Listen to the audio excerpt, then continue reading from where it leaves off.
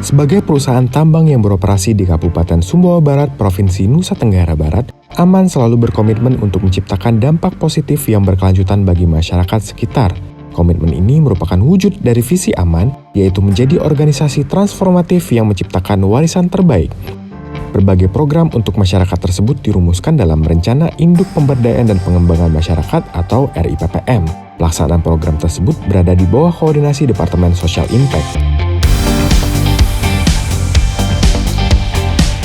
Terdapat 3 fokus utama dalam pengembangan masyarakat dan wilayah di sekitar operasional Aman, antara lain pengembangan pariwisata berkelanjutan atau sustainable tourism, pengembangan kualitas sumber daya manusia atau human capital development, pemberdayaan potensi ekonomi masyarakat atau economic empowerment.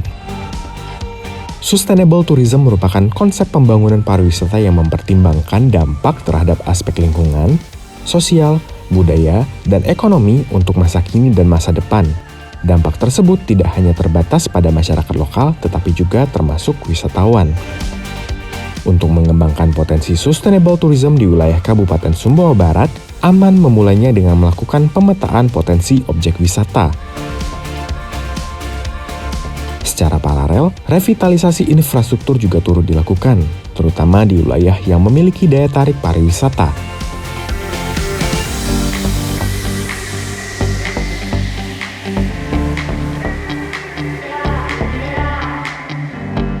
Aman juga melakukan edukasi mengenai pengelolaan sampah. Selain itu, berbagai pelatihan dan program beasiswa untuk meningkatkan kapasitas masyarakat lokal yang akan mengembangkan industri pariwisata juga dilakukan. Untuk meningkatkan pemahaman wisatawan mengenai potensi wisata olahraga air atau water sport di KSB, Aman juga bekerja sama dengan berbagai institusi untuk meningkatkan kapasitas wisata selancar atau surfing. Sumber daya manusia atau SDM yang berkualitas dan berdaya saing merupakan kunci kemandirian dan kesejahteraan masyarakat.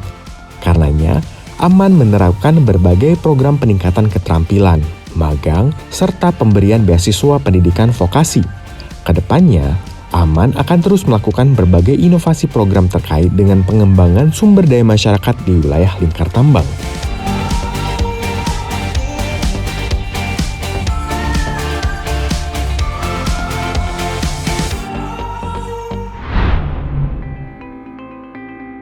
Economic empowerment atau pengembangan dan penguatan potensi ekonomi hingga dapat tercipta kemandirian secara ekonomi bagi masyarakat di sekitar wilayah tambang.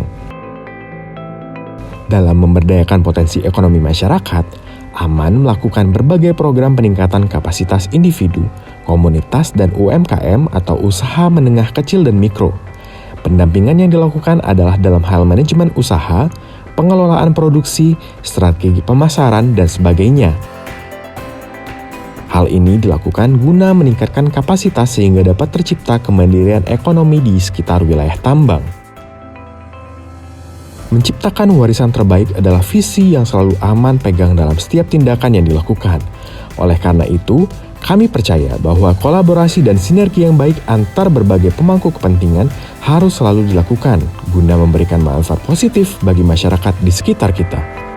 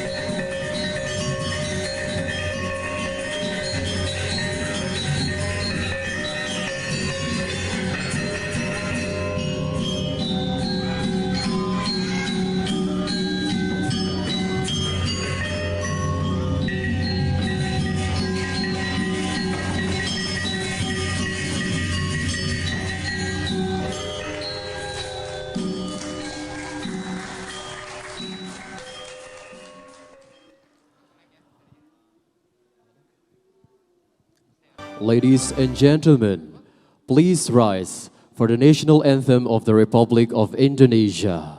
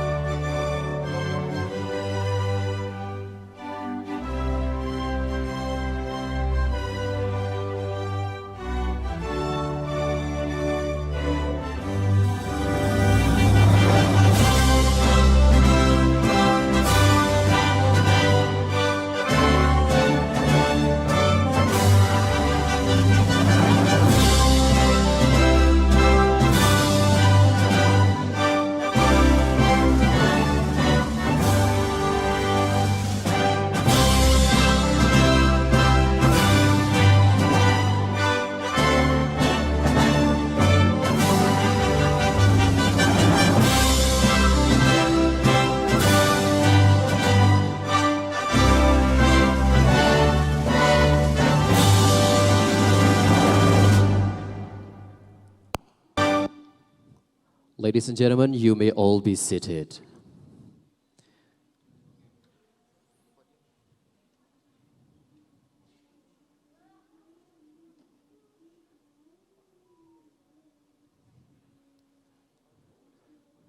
To bless the day on the third Geotourism Festival and International Conference, we'd like to hear the Quran recital that today will be delivered by Muhammad Komarul Huda.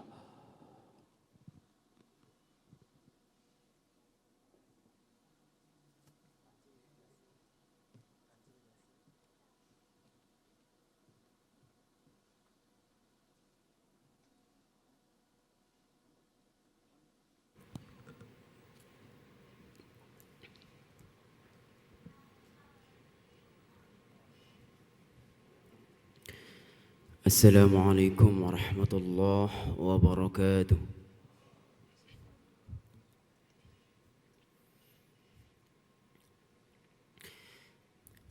أعوذ بالله من الشيطان الرجيم.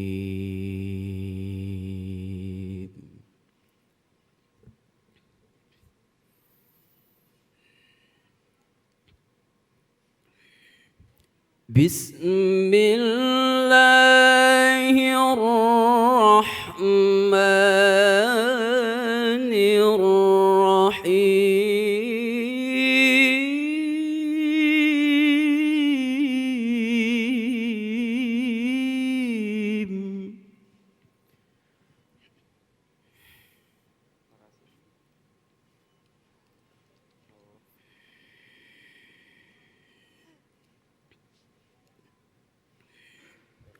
قل اللهم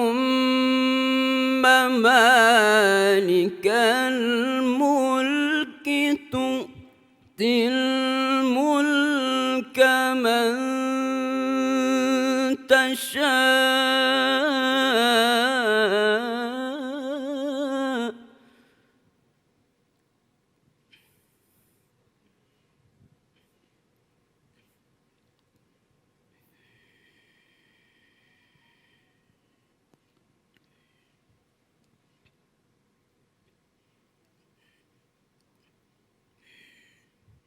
تؤتي الملك من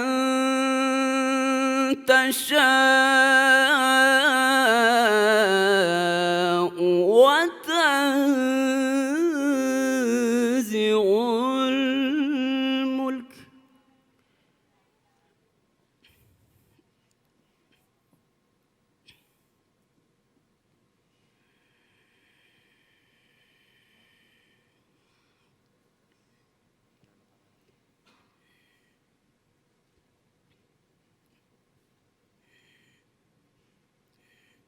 وتنزع الملك ممن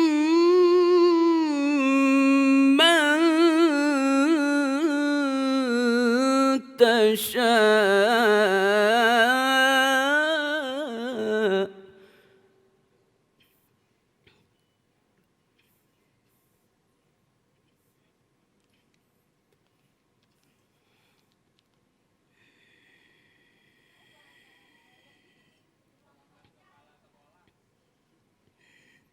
وتعز من تشاء وتذل من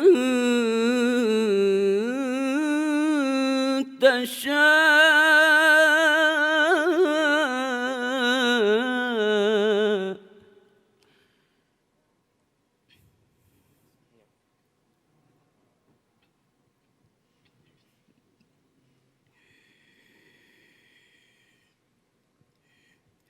بيدك الخير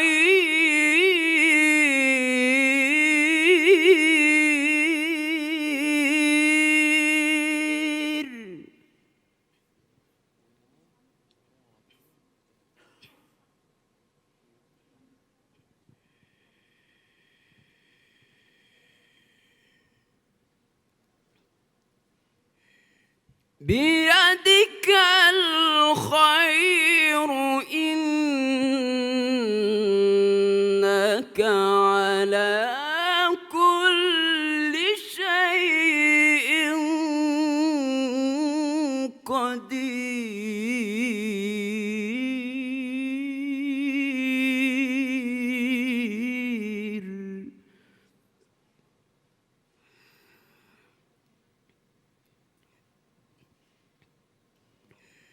بيدك الخير إنك على كل شيء قدير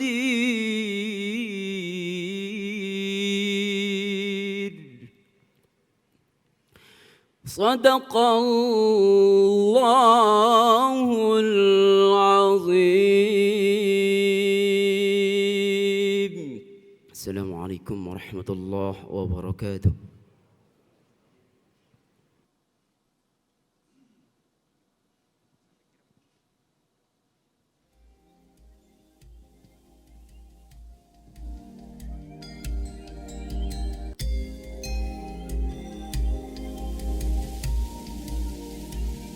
Bismillahirrahmanirrahim. Assalamualaikum warahmatullahi wabarakatuh.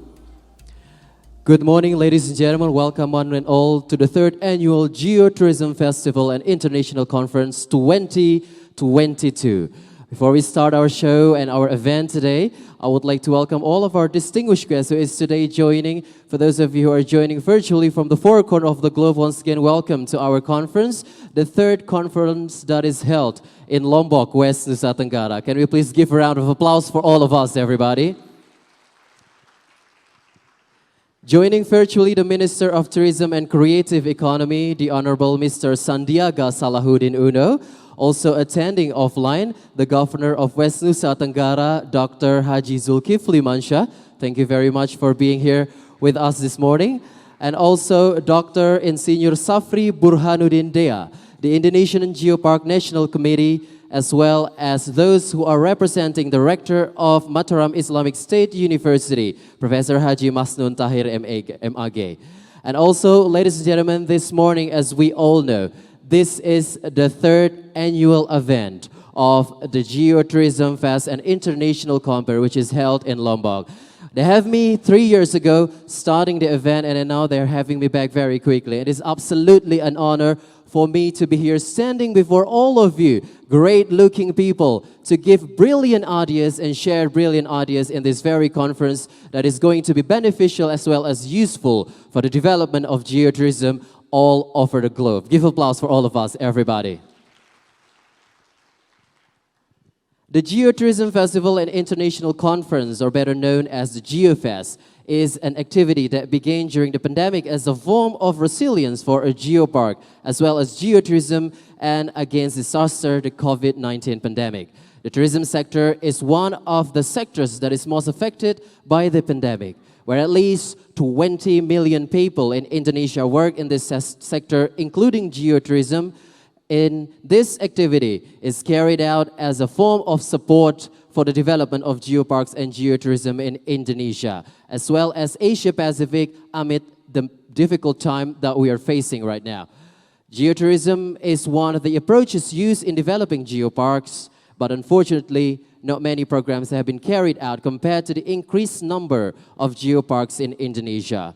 And all expecting that by the conductions of this GeoFest, we're going to try to embrace as well as cherish various groups, especially tourism and geotourism actors, to improve and increase capacity both directly and digitally. This activity was first held in 2020, initiated by Rinjani Lombok UGGP in collaborations with the Indonesian Geopark Network, the Asia Pacific Geopark Network, and supported by the government, private sector, and Unesco Global Geopark. Can we please give a round of applause, everybody, for Lombok UGGP, who initiated this amazing event this morning. So without further ado, we would like to go on the very first speech that will today be delivered by Dr. Safri Burhanuddin, the Indonesian Geopark National Committee. To the Honorable Dr. Safri, the stage is yours.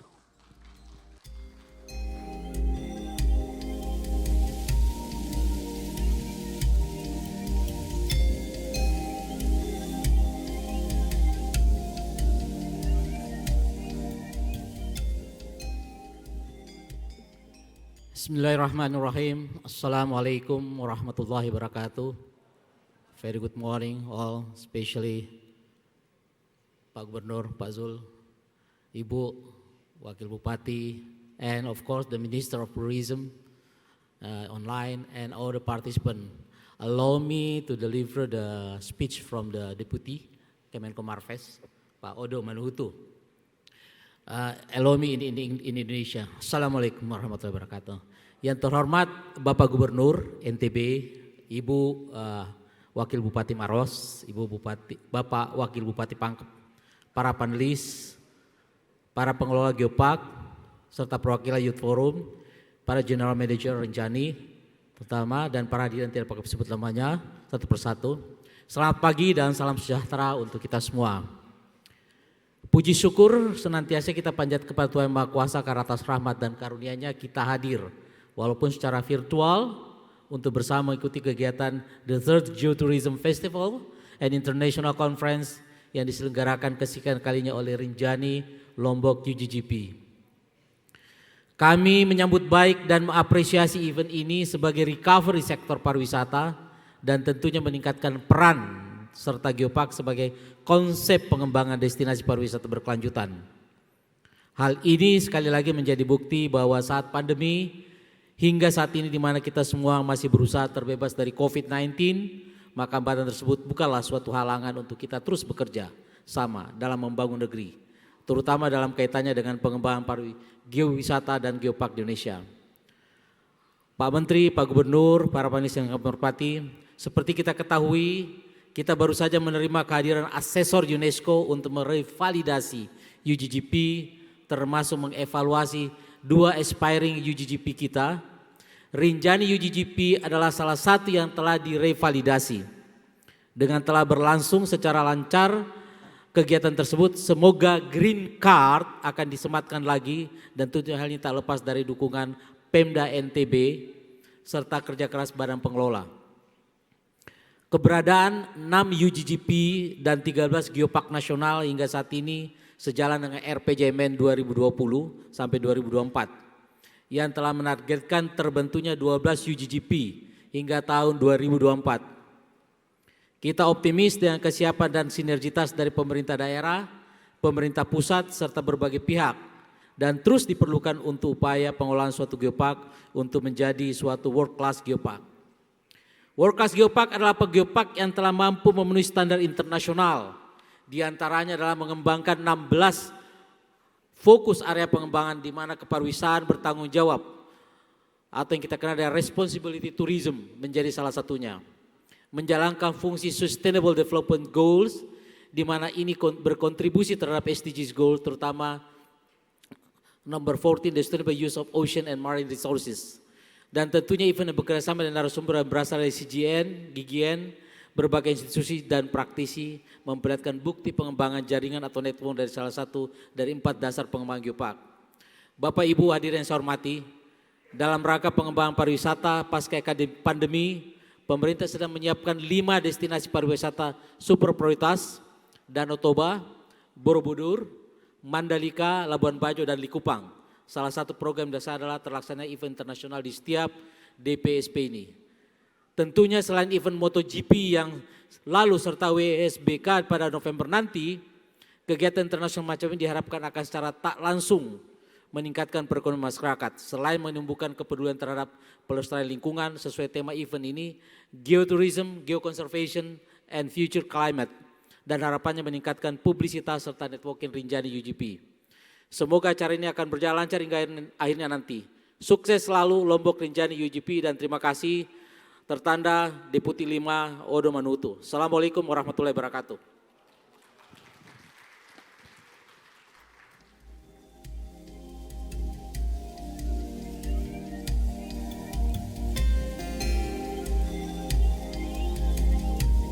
All right, thank you very much, Dr. Safri, the Indonesian Geopark National Committee. Ladies and gentlemen, next agenda we are going to witness once again the signing of the Memorandum of Understanding between Rinjani Lombok UGGP and also Poltekpar Lombok, as well as Rinjani Lombok UGGP with Toba Caldera UGGP. And therefore, we'd like to invite the General Manager of Rinjani Lombok UGGP, Mr. Muhammad Farid Zaini, and the Director of Poltekpar Mataram, Mr. Heri Rahmat Wijaya MMPAR, and also the General Manager of Toba Caldera UGGP, Mr. Manginar Simbolon, to please join us on the stage for the signing of the Memorandum of Understanding in developing cooperations between geoparks in Indonesia.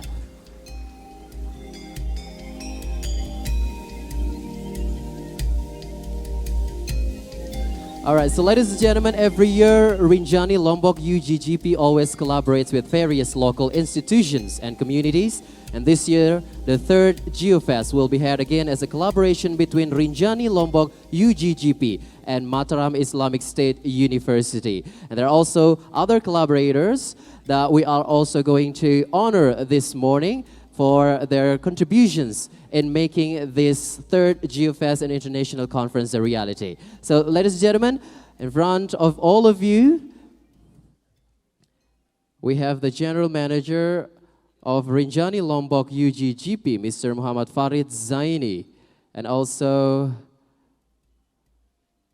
the Director of Poltekpar Lombok, Mr. Heri Rahmat Wijaya, MMPAR, and the General Manager of Toba Caldera UGGP, Mr. Manginar Simbolon, who is going to sign the Memorandum of Understanding, in which this document is talking about how cooperations between geoparks in Indonesia is very important to develop geoparks all over the nations.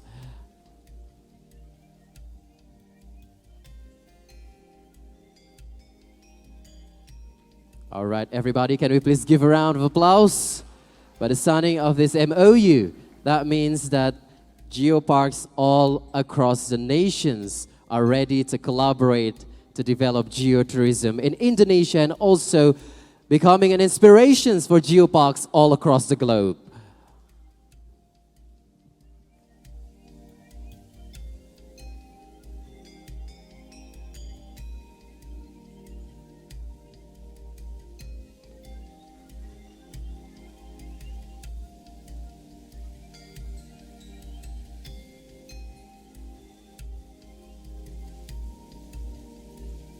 All right, ladies and gentlemen, collaborating with so many various institutions this morning, we're going to thank the Indonesian Associations of Geologists of West Nusa Tenggara Chapter, Aspiring Maros Pangkep UGGP, Unesco Jakarta Office, Rinjani Geopark Youth Forum, Mount Rinjani National Park, Asia Pacific Geopark Networks, Indonesian Geopark Networks, and so many other who have made this event a reality. The theme taken this year's, everybody, is Geotourism, Conservation, and Future Climate. In addition, there are 3 topics that will be discussed, and they are geotourism, marine tourism, and also halal tourism.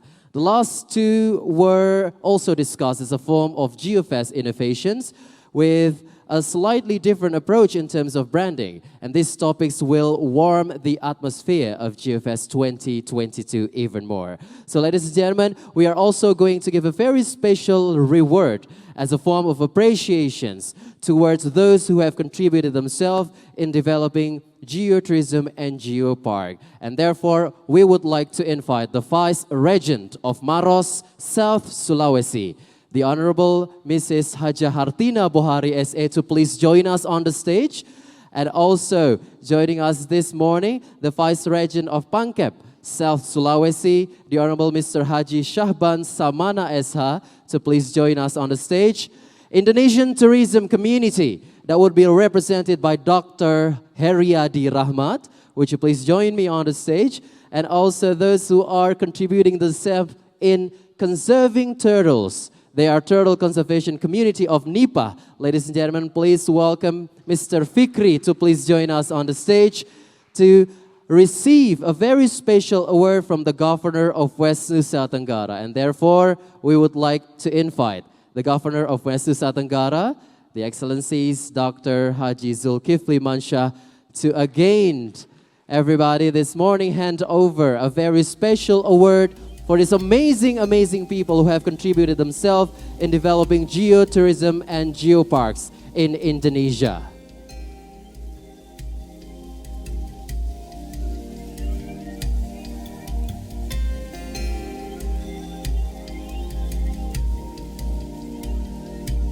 The first one, everybody, the award will be handed over to the Turtle Conservation Community of Nipa, North Lombok, that today is represented by Mr. Fikri.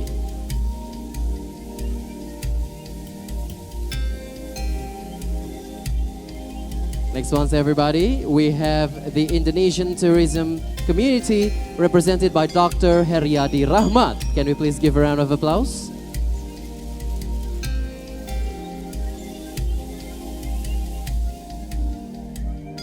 Next one, attending all the way from South Sulawesi, the Vice Regent of Pangkep, Mr. Haji Shahban Samana SH.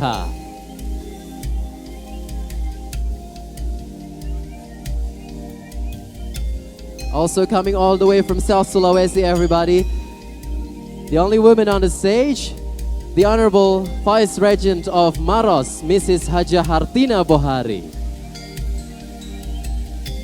All right, Mr. Governor, would you please take a picture with all of our awardees this morning who have contributed themselves in developing geopark and geotourism in Indonesia.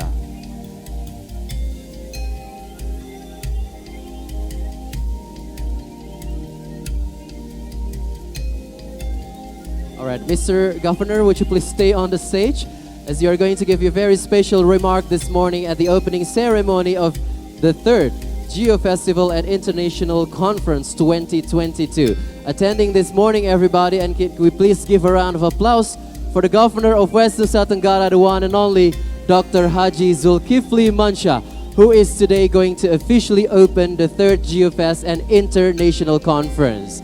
To the Honorable Dr. Haji Zulkifli Mansyah, the one that we are all proud of, the stage is yours. Bismillahirrahmanirrahim. Assalamualaikum warahmatullahi wabarakatuh. Hadirin yang kami muliakan, ini ada abang saya Pak Deputi Pak Sahri, tetap Deputi selamanya. Bu Mira juga Deputi Menpan, bahkan pimpinan BPKP, juga yang dari Pak Luhut, pimpinan Geopark Rinjani, Bu Niken, Ibu Wakil Bupati, Pak Wakil Bupati, para pimpinan OPD, geologis kita, juga yang mewakili UIN, ada juga Wakil Rektor UNRAM, all participants of the international conference and also Geopark Festival. On behalf of the government of West Nusa Tenggara and all the people here, we are so happy to welcome all the participants of the event in Lombok. We are so honored that you are able to come to visit Lombok, and also we have Geopark Tambora in Pulau Sumbawa. And the good news that started next year, we are going to be the host of a lot of international events. Motor only, we are going to be the host of MotoGP on March. We are going to be the host also of World Superbike in November. And we are going to host 2 series of MXGP, one in Samota in Sumbawa, one in Lombok. The first one will be held on June, the end of June, and the second one will be held in Lombok on the first week of July. Jadi Bapak dan Ibu yang saya muliakan, tentu selamat datang di Nusa Tenggara Barat untuk kesekian kalinya tentang Geopark.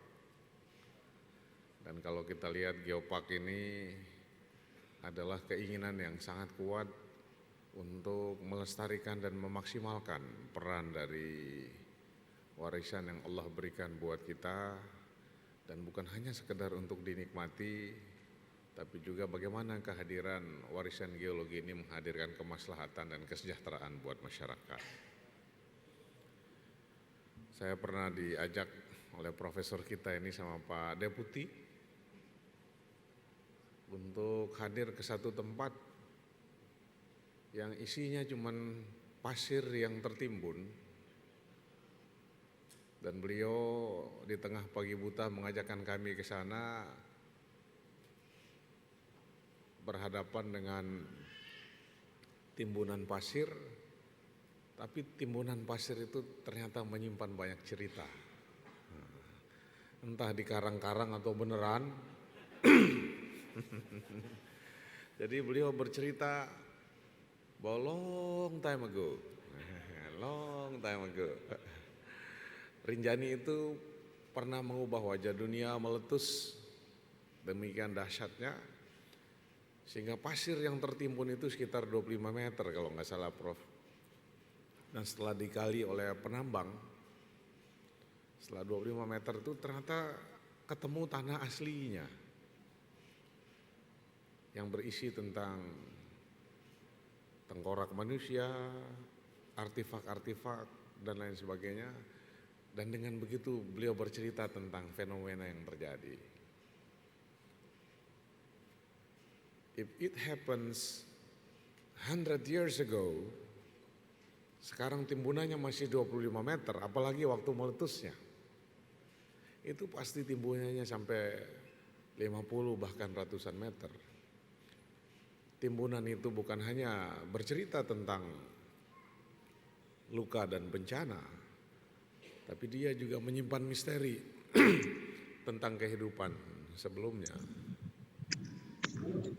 Oh, ini juga ngomongnya bahasa Indonesia. Jadi Geopark itu adalah satu instrumen menguak masa lalu, menziarahi sejarah, untuk kemudian kita melakukan refleksi yang dalam untuk melangkah ke depan dengan penuh kemantapan. Kami senang Pak Deputi dan Ibu Deputi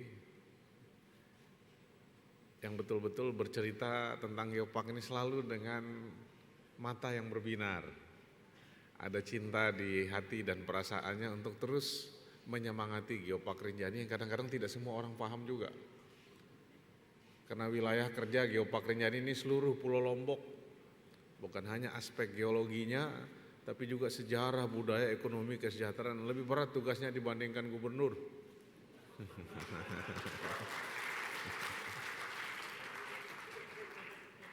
Jadi Geopark is a park.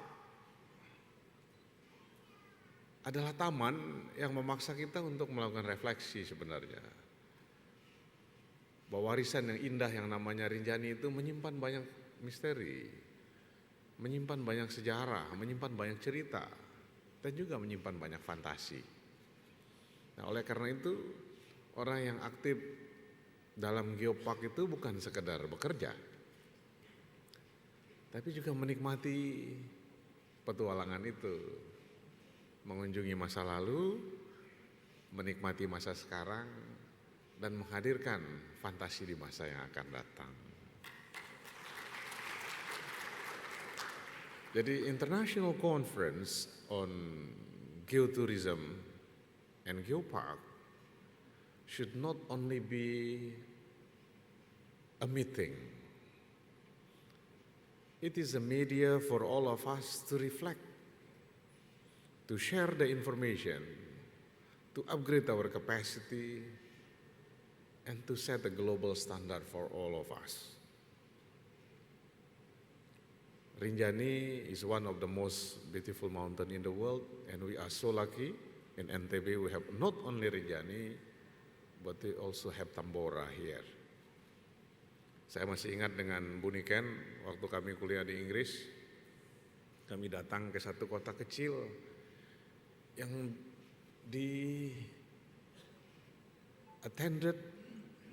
dihadiri oleh banyak orang yang berkerumun masuk ke sebuah gua kecil. Dan kita namanya orang Indonesia masuk saja, dan ternyata orang hadir di situ itu hanya ingin mendengar sebuah cerita bagaimana letusan Tambora mengujah wajah Eropa. Nah, kami yang berasal dari NTB, dari Tambora itu tidak mengenal cerita itu. Justru itu jadi tempat wisata yang bagus. Tambora ada miniaturnya, Prof. Itu dia bercerita bahwa Napoleon dengan segala kekuatannya, Napoleon dengan segala kedikdayaannya itu hancur, kalah karena sebuah letusan, karena erupsi Gunung Tambora. Eropa menghadirkan banyak karya-karya seni, banyak cerita-cerita horor. Karena ketika Tambora meletus, Eropa tidak lagi mengenal musim panas sepanjang tahun. Gelap. Sehingga lahirlah cerita-cerita yang horror movies, horror story, and so on and so forth. Nah, kami ingin Tambora, Rinjani, Geopark, baik yang ada di tempat Ibu Wakil Bupati dan Pak Wakil Bupati, bukan hanya sekedar diskusi di dalam ruangan. Tapi saya membayangkan all the participants of the international conference go to Sembalun, berdiri takjub di hadapan Rinjani itu sambil membayangkan apa yang terjadi dulu dan apa yang ingin disampaikan oleh Rinjani pada generasi kita untuk not only 1-2 years to come, tapi dalam puluhan bahkan ratusan tahun yang akan datang. Oleh karena itu, selamat menziarahi masa lalu, selamat bernostalgia, selamat melakukan berefleksi, dan selamat untuk menceritakan pada generasi yang akan datang untuk mengguncang bukan hanya Indonesia, tapi dengan hasil konferensi ini bisa mengguncang wajah dunia di masa yang akan datang. Dengan mengucapkan Bismillahirrahmanirrahim, acara yang luar biasa ini kami buka, dan sekaligus Pak Safri, Bu Mira, saya izin harus cabut terlebih dahulu Ibu Wakil Bupati, Pak Wakil Bupati ke Mandalika untuk hadir dalam satu acara yang juga tidak kalah menariknya dengan apa yang kita lakukan pada pagi hari ini. Mohon maaf kalau dalam penyambutan kami as a host of this event ada kekurangan-kekurangan. Billahi taufiq wal hidayah. Assalamualaikum warahmatullahi wabarakatuh. Waalaikumsalam warahmatullahi wabarakatuh. Mr. Governor, before leaving for Mandalika, I would like you to open the Geotourism, the third Geotourism Festival and International Conference symbolically by hitting the big drums. And we would also like to invite Dr. Safri Burhanuddin, the Indonesian Geopark National Committee, to please join the Governor of West Nusa Tenggara on the stage to hit the big drums as a symbol that the third Geotourism Festival and International Conference 2022 is officially opened.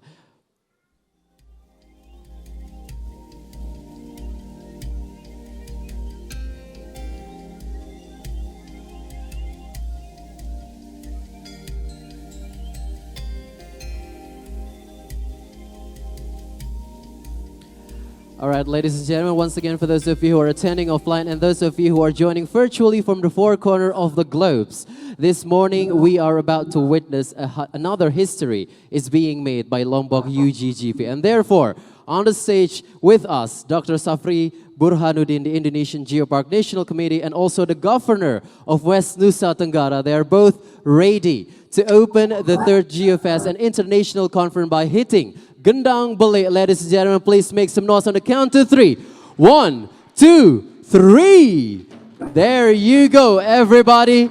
The third Geotourism Festival and International Conference is officially open. Once again, please give a big round of applause for all of us here, the Governor of West Nusa Tenggara, also the Indonesian Geopark National Committee, Mr. Farid also attending here, the General Manager of Lombok UGGP. All right, so ladies and gentlemen, this morning, as I said earlier, that not just attending, for those of you who are attending virtually, and also we have it offline as well. So this event is held hybrid, and therefore, this morning we have the Minister of Tourism and Creative Economy, the Honorable Mr. Sandiaga Salahuddin Uno, who is joining us virtually. Once again, thank you very much to the Governor of West Nusa Tenggara, and also attending as well this morning, the head of Dekra Nasda Provinsi Nusa Tenggara Barat, Ibu Hajah Niken. Thank you very much for coming this morning.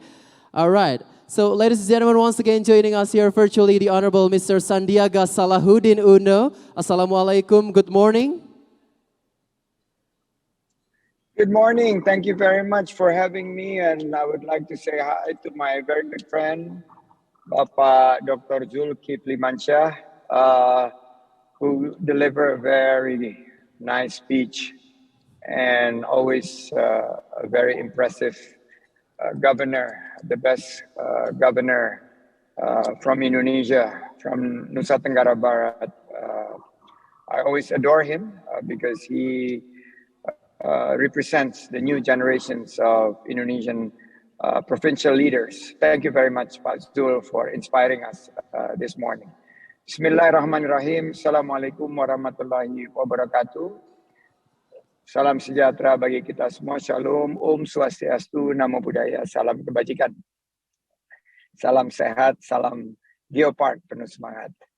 Bapak Zul, the Governor of West Nusa Tenggara, Bapak Al-Haris, I think he is the Governor of Jambi. Here he is listed as Bupati of Merangin. But we know that we're developing this Merangin Geopark also.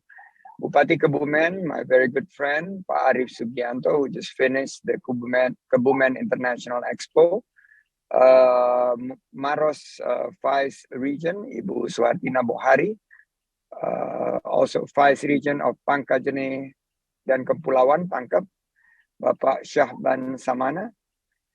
The Ketua Harian Komisi Nasional Indonesia untuk Unesco, KNIU, Ibu Ice Khadijah. UNESCO Global Geopark Council Member, Mr. Tan Tran Fan. Geopark Japan, Mr. Koji Wakita. Ohayo gozaimasu from Jakarta. UNESCO Jakarta Office, Mr. Hans Tulstrom. Asia Pacific Geoparks Network Coordinator, Mr. Jin Xiaoqi. All representatives of expert leaders, Dewan Pakar Komite Nasional Geopark Indonesia, and all participants, stakeholders who are joining us by online as well as physical presence. Thank you very much for having me, and I'd like to start with a pantun this morning. Olahraga pagi dekat penginapan. Sambil dengarkan musik biar makin semangat. Pak Zul, geowisata akan terus kita kembangkan bersama Geopark UNESCO ekonomi masyarakat insya Allah semakin meningkat. Well, thank you very much. Puji syukur kita panjatkan alhamdulillah wa syukurillah, the third Geotourism Festival and International Conference with the theme of Geotourism, Conservation and Future Climate. With three topics, which is geotourism, marine tourism and halal tourism are being held today. On behalf of the Ministry of Tourism and Creative Economy, Bapak Franz Teguh, as well as the team, we're very delighted. Rinjani Lombok, Unesco Global Geopark, dan Fakultas Ekonomi dan Bisnis Islam, Universitas Islam Negeri Mataram, Ikatan Ahli Geologi Indonesia Chapter NTB, Taman Nasional Gunung Rinjani dan Rinjani Geopark Youth Forum, and Mars Pangkep UGGP have been collaborating for this event. And Pak Zul also reminded, because he's from Sumbawa, don't forget about Tambora, which has blanketed the world for a few months when it erupted in yesteryears. And therefore, we are being blessed by so many potentials for this geopark. Indonesia adalah negara tropis dengan struktur geologi yang khas dan menjadi laboratorium alam geologi yang unik. Ada 110 lokasi warisan geologi di Indonesia. Ada 14 geopark nasional dengan 6 geopark internasional.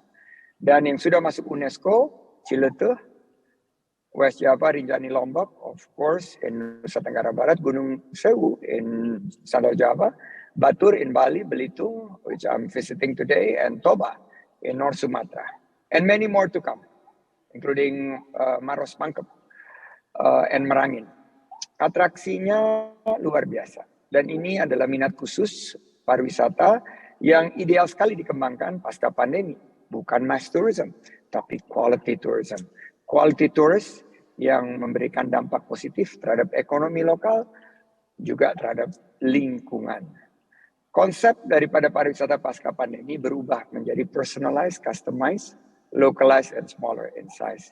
Ini cocok dengan geowisata, tentang geopark, dan juga perkembangan yang tinggi terhadap wisata alam, ecotourism, dan banyak wisata minat khusus.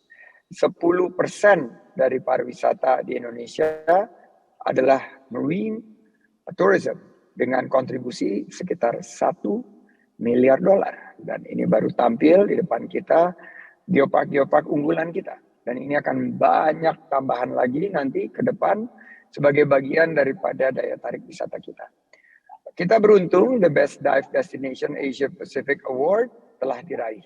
Travel Weekly Asia Readers' Choices Award 2020 menjadi penyemangat, dan World Surfer League serta kemudahan bagi wisata berbasis cruise. Untuk wisata halal sendiri, beruntung kita naik peringkat menjadi peringkat kedua, dan kita menjadi negara dengan Global Muslim Travel Index di angka 70.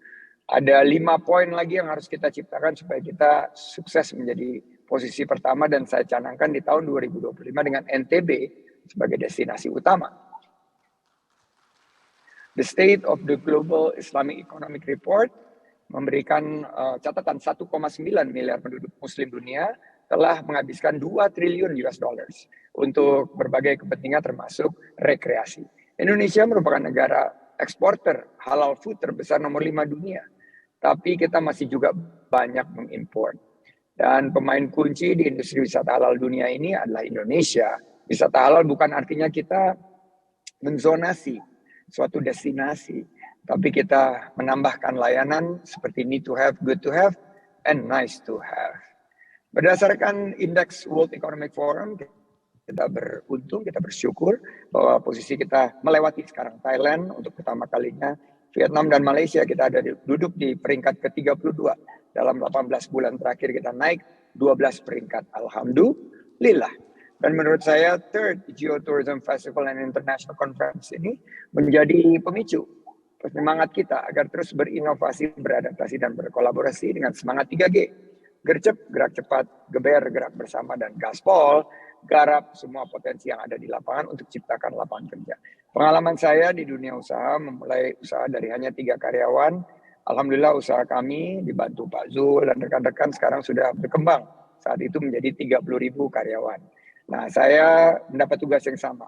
Presiden ingin sektor parekraf menciptakan peluang kerja dari 1,1 juta lapangan kerja yang akan kita ciptakan tahun ini. Insya Allah di 2024 4,4 juta lapangan kerja baru.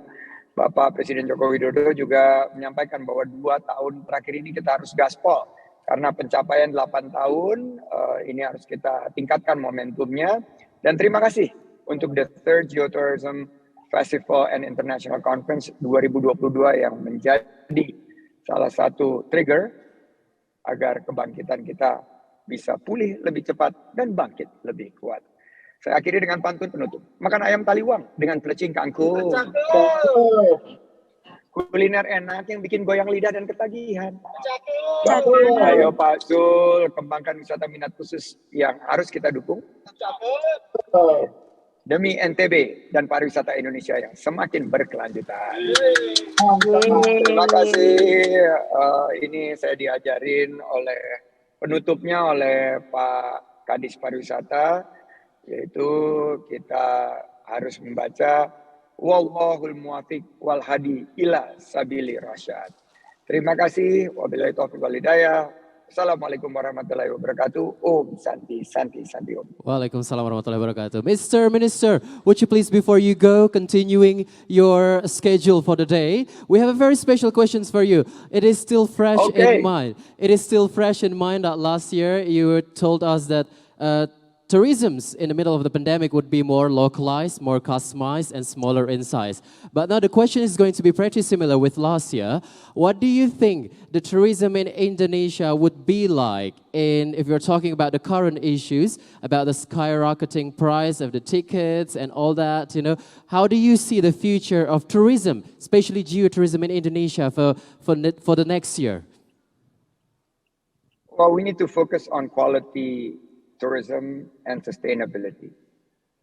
The 3S before mass tourism of sun, sea, and sand have transformed to serenity, spirituality, and sustainability. And therefore, the conservation's efforts, and this is what the President has directed us, and the local economic impact in terms of job creations, maintaining price stability, and also inflations that is hurting the local economies needs to be handled in a very, very efficient and effective manner. And therefore, our focus for this year is to make sure that the stakeholders understand the strategy about environmental sustainability, which also increases the responsibility for us to contribute to the conservation efforts.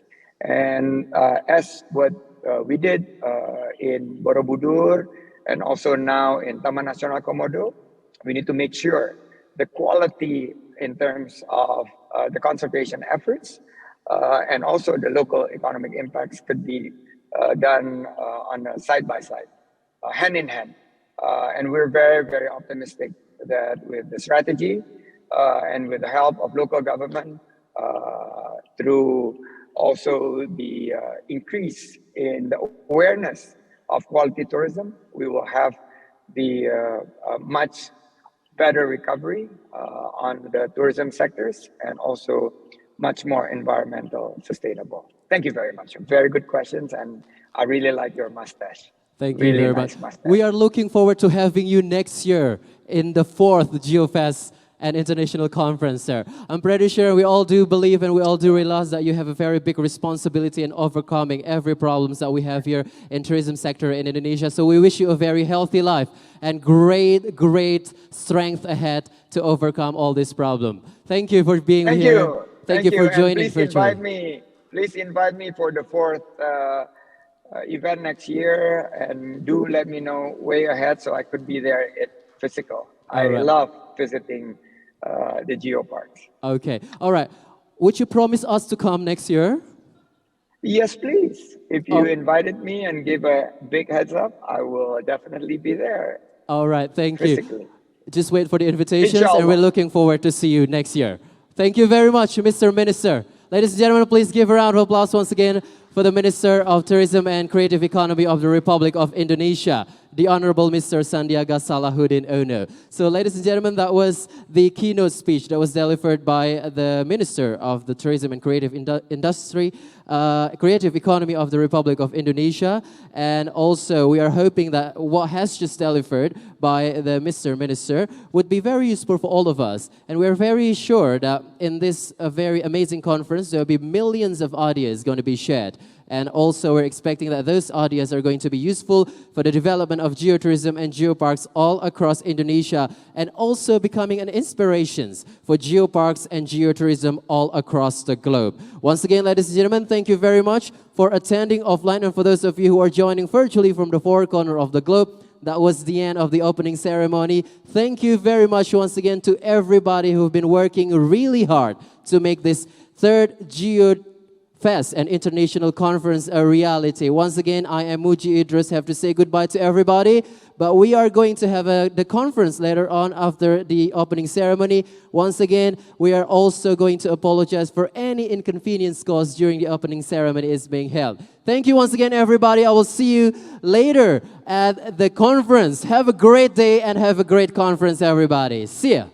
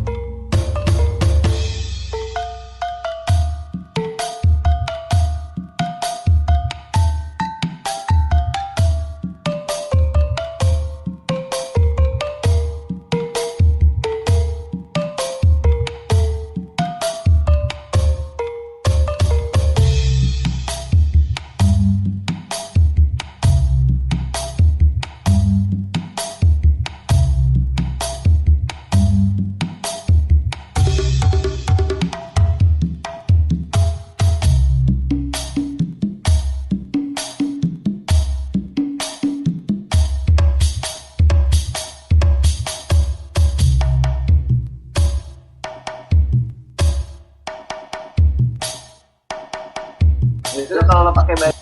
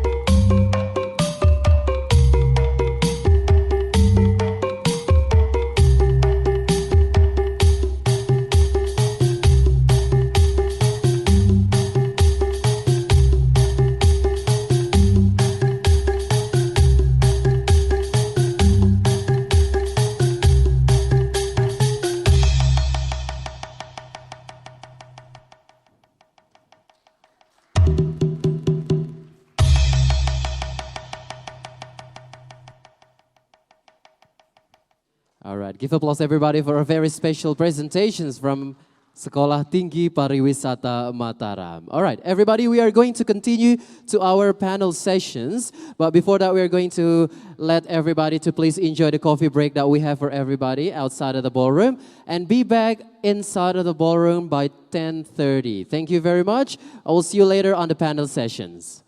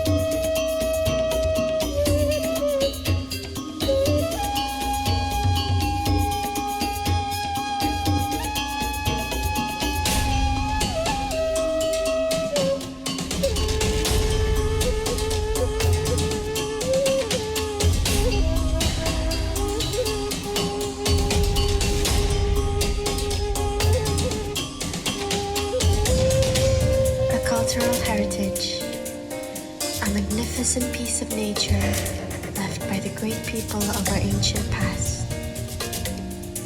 It is up to us in our prime of youth to love and care in peace and harmony, together hand in hand to build upon what we are given for generations to come to see the grand beauty of our nature, the heaven on earth, Indonesia.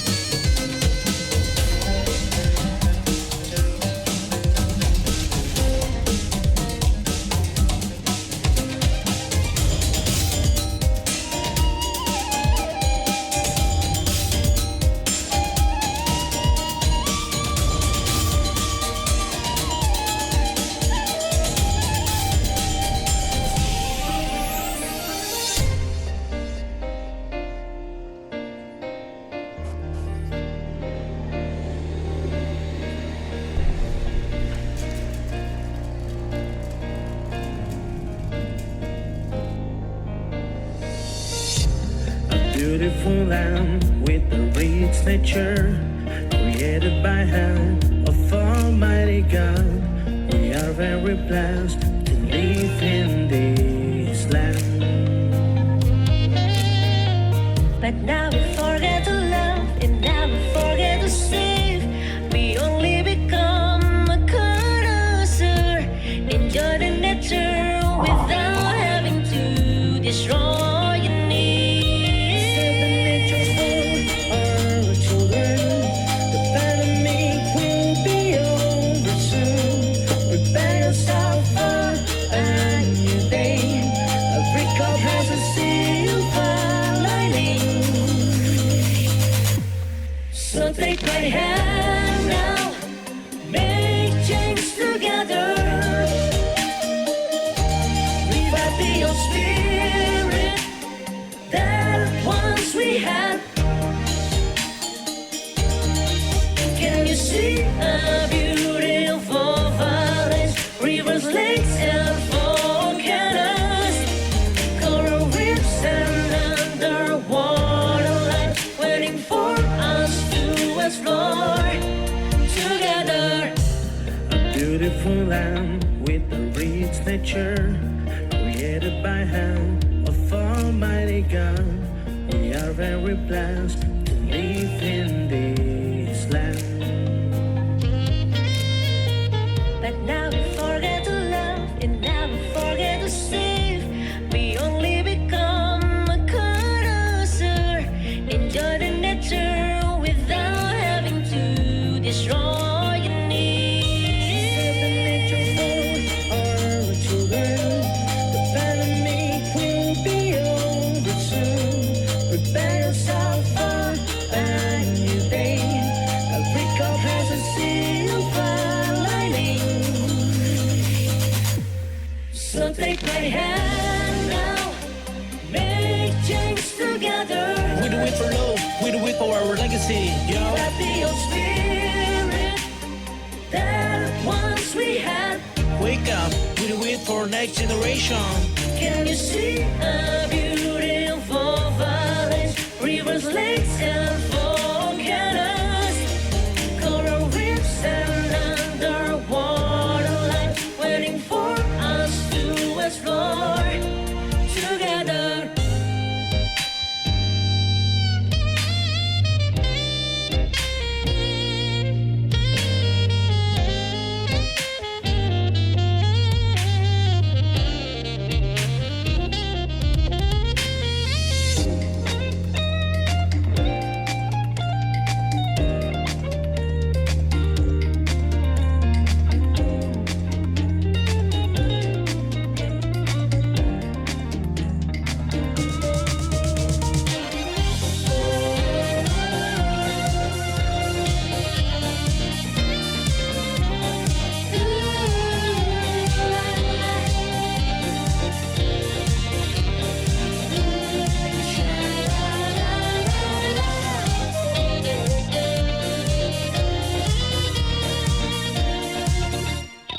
So take my hand now, make change together.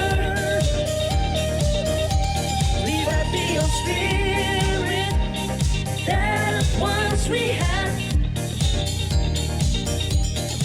Can you see a beautiful valleys, rivers, lakes, and volcanoes, coral reefs and underwater life waiting for us to explore? So take my hand now, make change together. Revive the old spirit that once we had. Can you see a beautiful valleys, rivers, lakes, and volcanoes, coral reefs and underwater life waiting for us to explore together?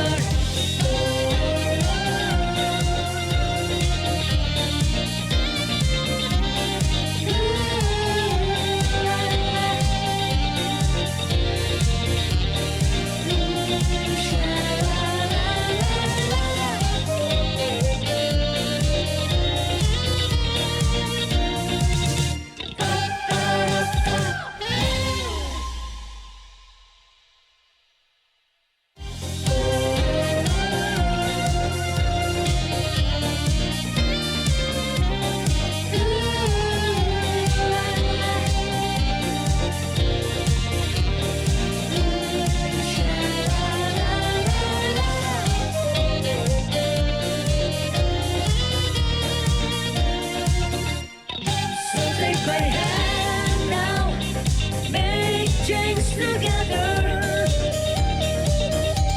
Live out the old spirit that once we had. Can you see a beautiful valleys, rivers, lakes, and volcanoes, coral reefs and underwater life waiting for us to explore? So take my hand.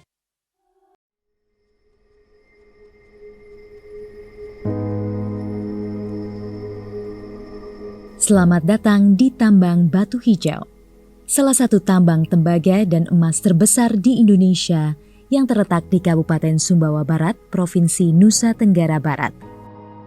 PT Aman Mineral Nusa Tenggara mengoperasikan tambang batu hijau sejak tahun 2016 pasca akuisisi dari PT Newmont Nusa Tenggara.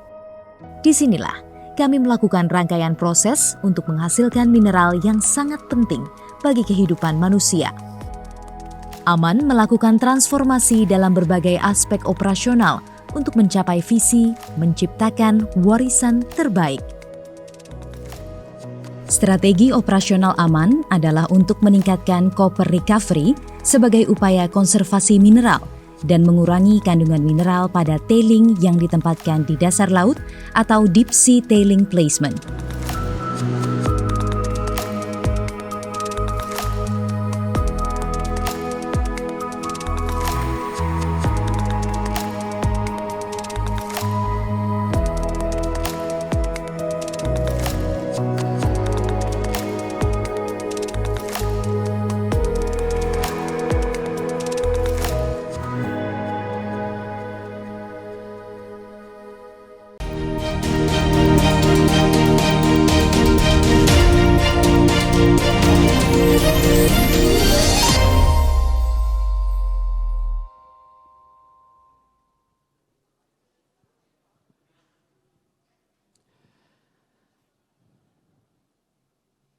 Good morning, ladies and gentlemen. Welcome back to the third Geotourism Festival and International Conference 2022, the third annual conference that we held and we started 3 years ago.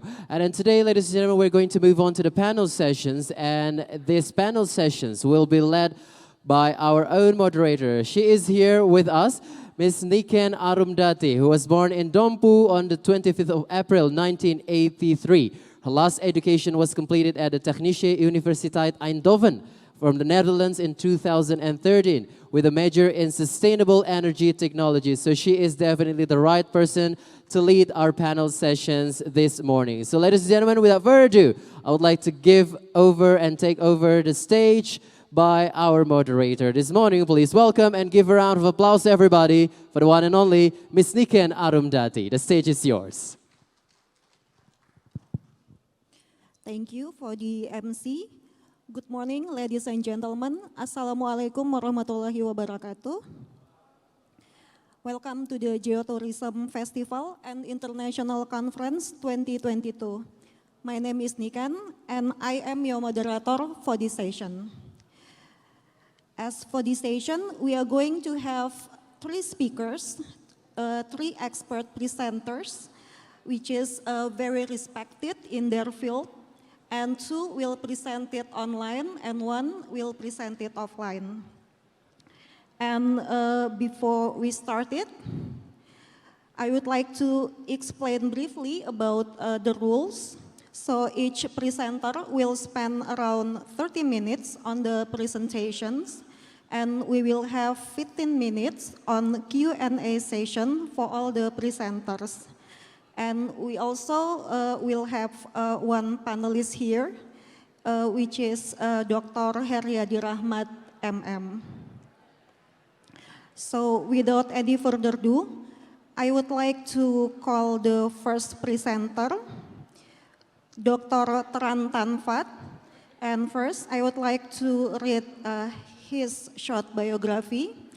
So Dr. Tran Tan Phat is from Vietnam, and he has a bachelor degree in geology, Master of Science in Geotechnical Engineering, and doctoral degree in Civil Engineering. And his affiliation is the Vietnam Center for Karst and Geoheritage, under Vietnam Institute of Geoscience and Mineral Resources. He has experience in Unesco Global Geoparks since 24, and he's been a member of CGN and also APGN. And since 2020, he is a member of the Unesco Global Geoparks Council. So, Dr. Tran Tan Phat, can we hear your voice? Yes, good morning from Vietnam. Are you here with us now? Can you hear me? Hello? Hello? Can you hear me? Yeah, we can hear you clearly. So, are you ready for the presentations? Yes. Okay. So, he is going to talk about geotourism and future climate. So, Dr. Tran Tan Phat, please turn on your microphone and camera device. The floor is yours. Okay, thank you. Dear Indonesian colleagues and friends, ladies and gentlemen, very warm greetings from Vietnam. Okay, can you hear me?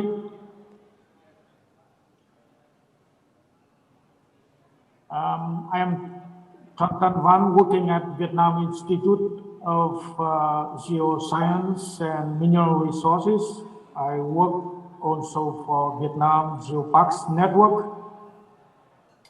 I have good memories about Indonesia, especially when I attended the recent APGN in 2019 at your beautiful Rinjani Lombok UGGP. And I'm very happy and a bit surprised how good and fast geoparks are developing in your country. And today I'm also very impressed with the speech of your Minister of Culture, of Tourism. Okay, I'm very honored to be invited to attend this important and innovative event. I wish you all the best, good health, happiness, success in your everyday life, and especially in this third Geotourism Festival and International Conference. So, to not lose any more time, I would like to start my presentation, which is entitled Geotourism and Future Climate. I would like to share my screen.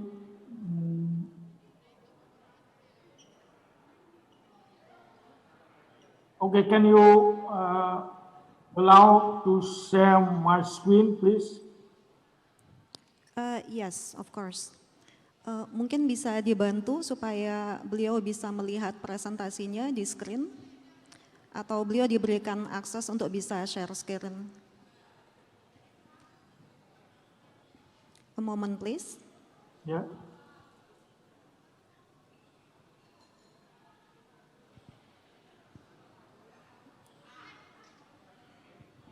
Okay, now can you see my screen? Yes, we can. Okay. Yes, we can. Let me start. I would like to talk about geotourism and future climate.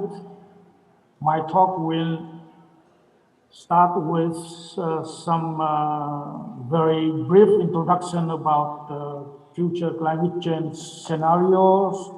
Then I will go on with different definition on geotourism and why and how can geotourism positively contribute to future climate adaptation. Okay, first, future climate scenario. Future climate definitely means a lot of change, including warmer atmosphere, for example, reduced ice, snow cover, permafrost, warmer and more acidic ocean, higher sea levels, and larger change in rainfall patterns, and change in ecosystem characteristics. But more importantly, future climate also means much more extremity and much more unpredictability. We have much more extremity in frequency, intensity, and or duration of extreme events. So these changes will impact our food supply, water resources, infrastructure, ecosystem, and eventually human health. So the extent of future impact of climate change will depend on what we do now to reduce the greenhouse gas emissions. So here, according to IPCC, the fifth assessment report, we have some projected atmospheric greenhouse gas concentration. And we have several pathways for highest emissions, RCP 8.5, RCP 6, low emission pathway RCP 4.5, and lowest emission RCP 2.6. Okay. So what are the RCP? The RCP is abbreviation of the representative concentration pathway, which is greenhouse concentration trajectory adopted by the IPCC. We have several RCPs. For example, 4 efficient pathways were used for climate modeling and research for the fifth assessment report in 2014. They describe different climate futures depending on the volume of greenhouse gas emitted in the years to come. And we have the 4 efficient pathway, but we also use other pathway, for example, RCP 1.9, 3.4, and 7. RCP 1.9 is just a dream, and which is not realistic for the limits of global warming to below 1.5 degrees Celsius by 2100. RCP 2.6 is a very stringent pathway to keep global warming below 2 degrees Celsius, which is very stringent, and we have to try very hard. RCP 3.4 is a stringent pathway to keep the global warming between 2 and 2.4 degrees Celsius. And RCP 4.5 is an intermediate scenario to keep global warming between 2 and 3 degrees Celsius, with the mean sea level rise 35% higher than that of RCP 2.6. And it can be regarded as the threshold because the many plants and animal species will be unable to adapt to this RCP 4.5 and higher. And follow, there will be higher RCP 6, 7, and the worst case climate change scenario with global warming between 4 and 5 degrees Celsius. So here's, for example, the global warming. The temperature, the mean temperature can be as high as 4.8 degrees Celsius. The sea level rise can be as high as 0.82 meters by 2100. the ocean acidification could be as low as 7.7 and 7.8, depending on different parallels. Okay, Arctic, ocean, tropics, etc. And this pictures is just for us to say that Vietnam and Indonesia will be in similar situation. So this is a very brief introduction about future climate scenario. And now I would like to go on with geotourism. We have very different definitions. First and foremost, it is about tourism, which is the activity of traveling to places and for leisure. And tourism also can be referred to the commercial organization and operation of holidays and visits to places of interest. So in its primary and original definition, tourism is just an activity of traveling to places for leisure.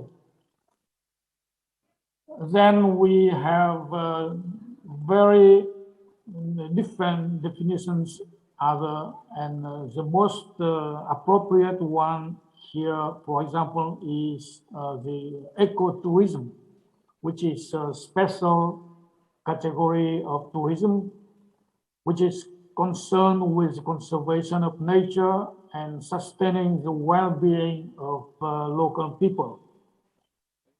We hope that during each tourism, we can learn something from our travel and can help something for the well-being of local people. So that is the modern definition of tourism. So what about geotourism?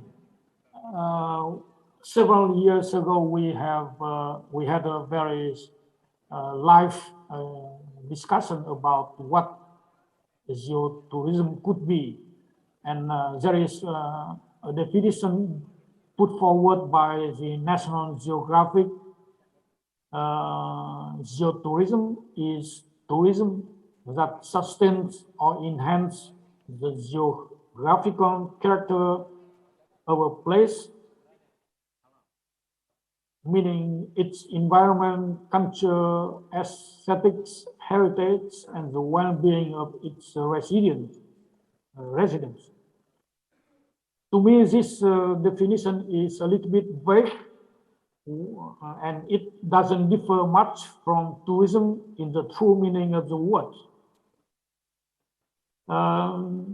Almost at the same time, in about 2005, 2006, Ross Dowling and Newsom from Australia had another definition, put forward another definition of geotourism, which is tourism that is associated with geological attractions and destinations, which deals with abiotic natural environment and built environments, and is contrasting to ecotourism, which focus on biotic natural environment. For me, this definition is a little bit too narrow, dry, and difficult to promote, because it deals mostly only with geological attraction and definition, and with the abiotic nature. Okay. So which type of geotourism do you prefer? This on the left side or that on the right-hand side? Looking just for interesting geological features and phenomena. So both these definitions are, to me, a little bit far from acceptable. For me, to my understanding, as geodiversity is a base of biodiversity, and they together form the base of the mankind. So geotourism is tourism that sustains or enhances the geological and geographical character of a place, its geology, environment, culture, aesthetic heritage, including geoheritage, and the well-being of its residents. So here you may notice that to the definition put forward by National Geographic, I added a few important features, which is geology and geoheritage. So it differs much from National Geographic definition, and it also differs from ecotourism, in that while both are concerned about conservation of nature in general, geotourism additionally pays attention to the conservation, promotion, and sustainable use of the geo-environment, geoheritage, and other types of natural resources. So for me, this is a true definition of geotourism. And to illustrate, I would like to,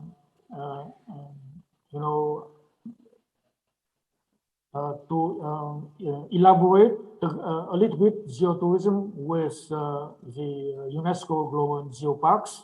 And I will try to explain why and how can geotourism positively contribute to future climate adaptation. So first and foremost, I would like to confirm that geotourism is best carried out in geoparks, especially UNESCO Global Geoparks, where sites and landscapes of international geological significance exist, along with other types of heritage, and they all are managed together with a holistic concept of protection, education, and sustainable development. So first, let's have a look at the main focus areas of UNESCO Global Geoparks. First, one, the natural resources. UNESCO Global Geoparks inform people about the sustainable use and need for natural resources, while at the same time promoting respect for the environment and the integrity of the landscape. Second, about natural disasters. UNESCO Global Geoparks promote awareness of natural disasters, in particular geohazards, and help prepare disaster mitigation and response strategies among local communities. Through educational activities for the local people and visitors, UNESCO Global Geoparks give information on the source of natural disasters and ways to reduce their impact, and in so doing, contributing to building more resilient communities. Third, about climate change. UNESCO Global Geoparks hold records of past climate change and educate on current climate change, adopting best practice in utilizing natural resources, best standards of green tourism.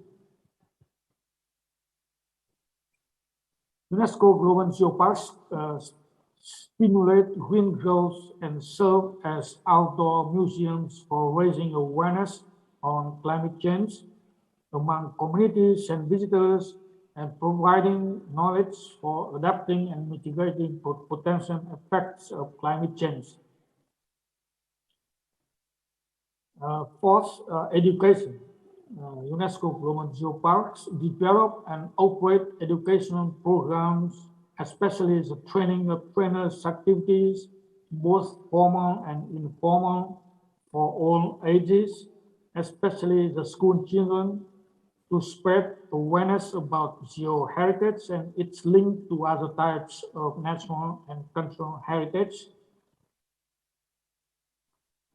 UNESCO Global Geoparks are encouraged to work with research institutions in the earth sciences and other disciplines to advance knowledge about the earth and its processes. UNESCO Global Geoparks are active laboratories where people can get engaged in research at all levels.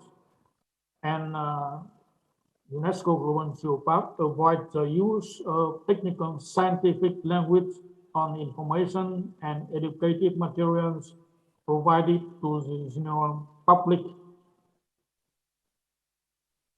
About culture, UNESCO Global Geoparks are fundamentally about people and about exploring and celebrating the links between local communities, their cultures, for example, farming practice, construction materials and methods, methodology, folklore, and folk tradition, and the earth.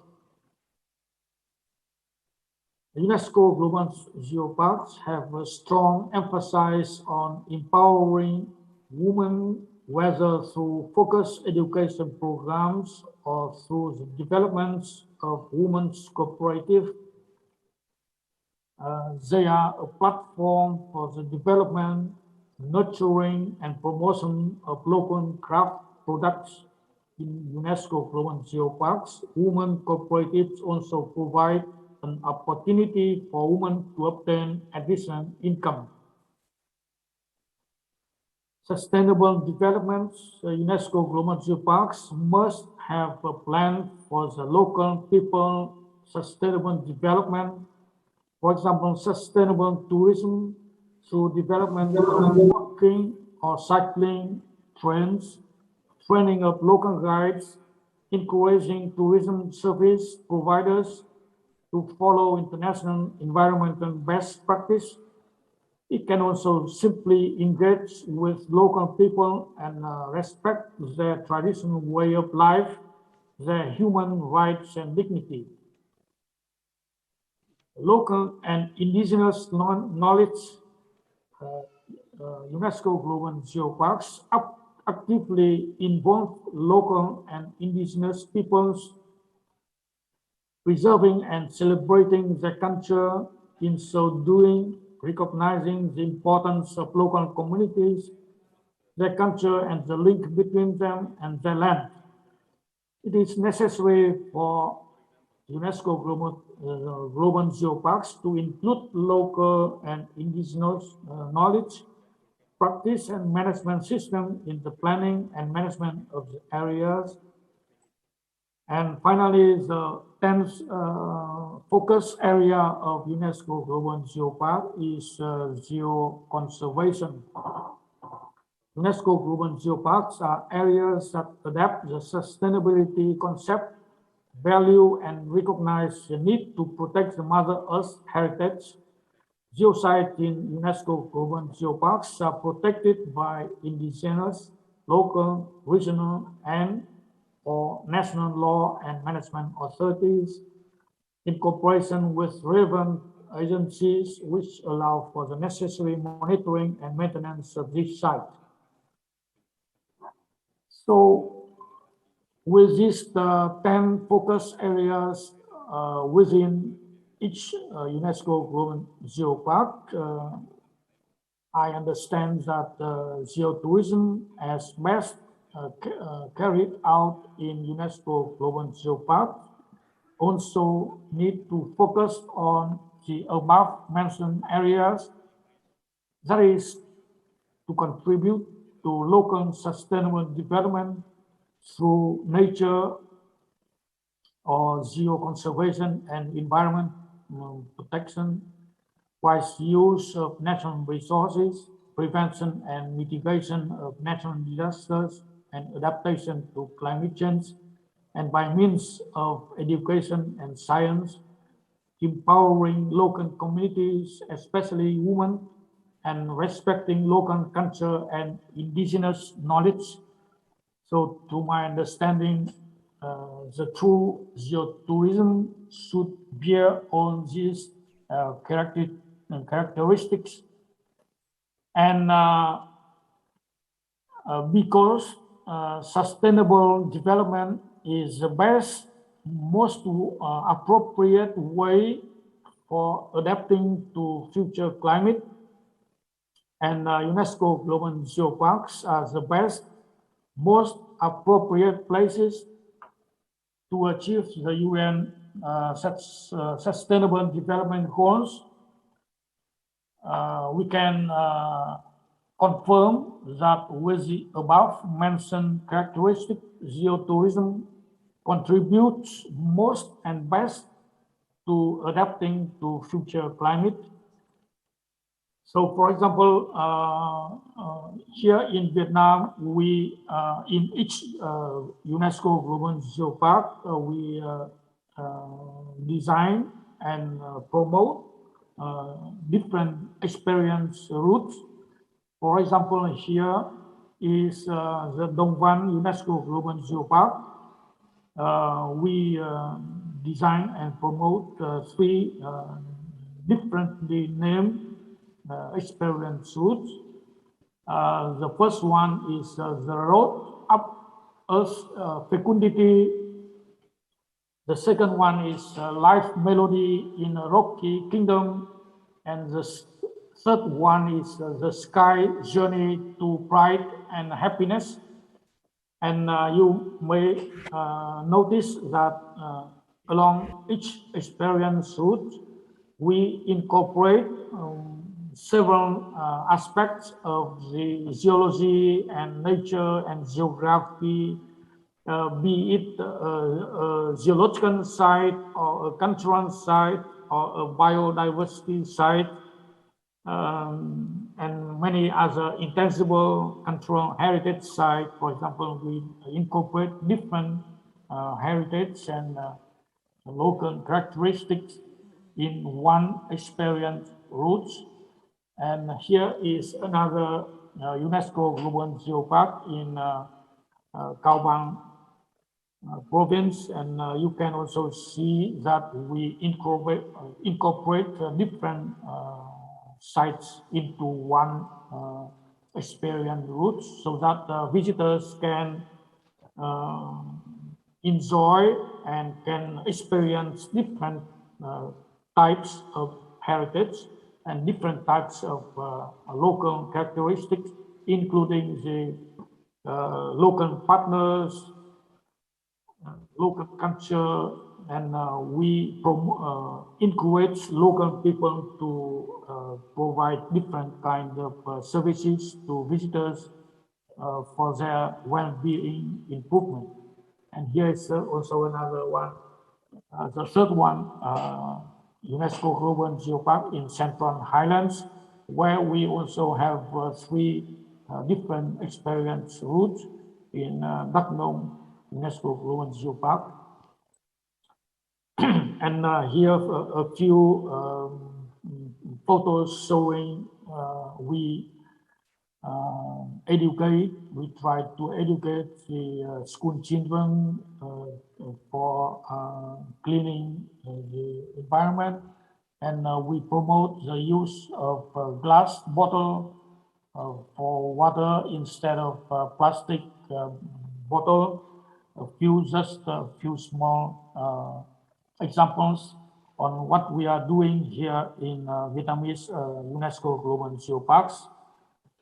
Thank you very much for your attention, and I'm ready for answering your personal questions. Thank you. Thank you, Dr. Tran Tan Phat. And then we will move on to the second presenter. I would like to call Dr. Hans Tulstrom. And before inviting him to do the presentation, I would like to read his short biography. So Dr. Hans Tulstrom is a senior program specialist, and his affiliation is the UNESCO Office Jakarta, Indonesia. and he has a PhD in scientific communication and an MSc in international development and a particular interest in the role of communications in international science cooperation and networking. So, Dr. Hans, can you hear my voice clearly? I can hear your voice clearly. Good morning, everyone. Good morning, perfect. Then you have around 20 minutes to do your presentation, but if you can speed it up, that would be very much appreciated. So the floor is yours. I'll do my best. Thank you very much. Let me just start by sharing my screen. I cannot. Can you enable screen sharing for me? Yes, of course.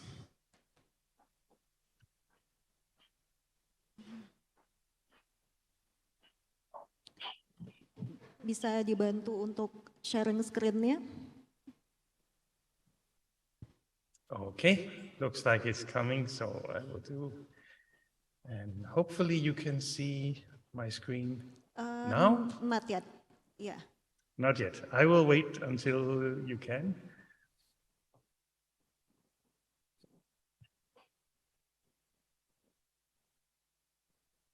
It is now being shared, so.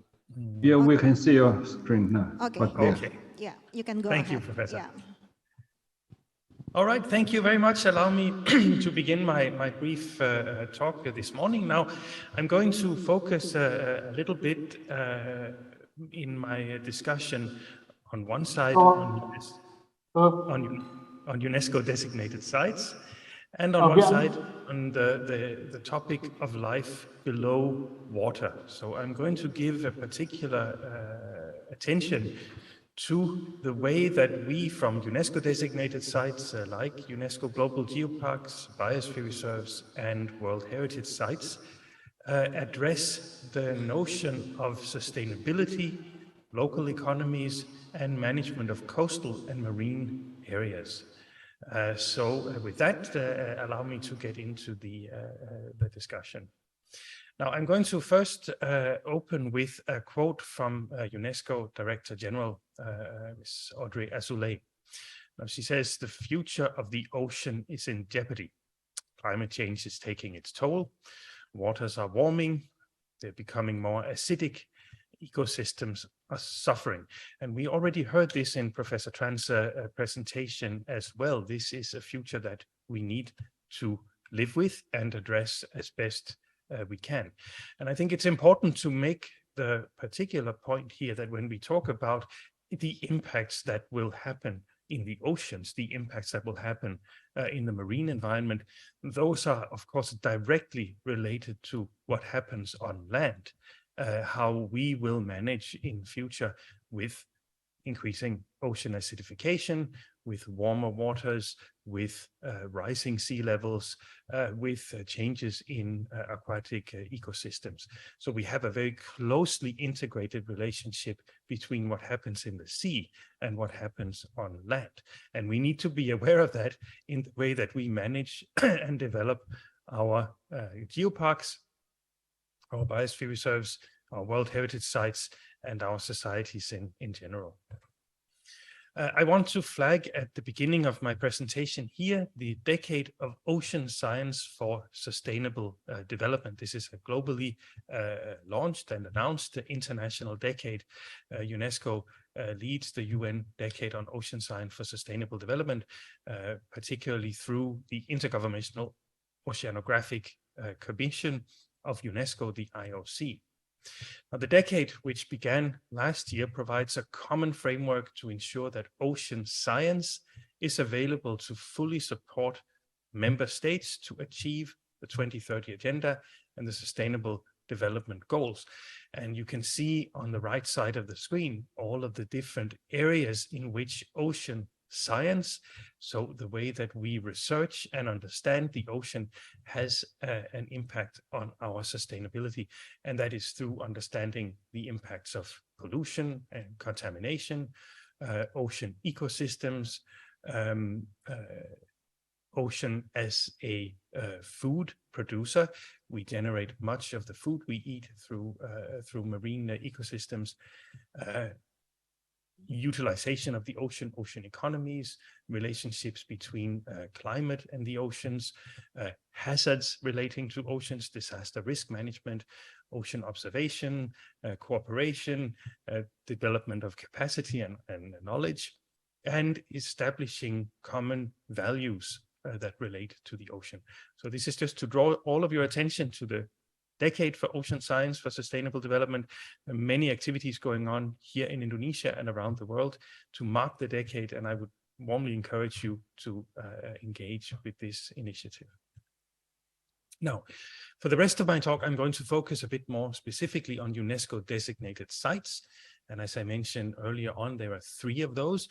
All of you, I'm sure, are very well familiar with UNESCO Global Geoparks. And we heard in detail from Professor Tran how geoparks promote the importance of understanding and protecting geodiversity, engaging with local communities, with indigenous peoples, with women and youth, and so forth.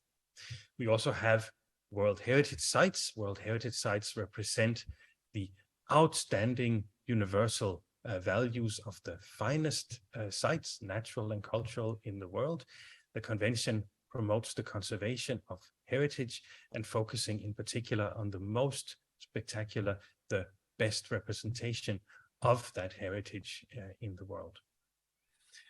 We, of course, have biosphere reserves, of which there are now more than 700 in the world, 19 in Indonesia, focus on the relationship between sustainable human development and the protection of nature, the conservation of biodiversity, supported by research, education, and networking.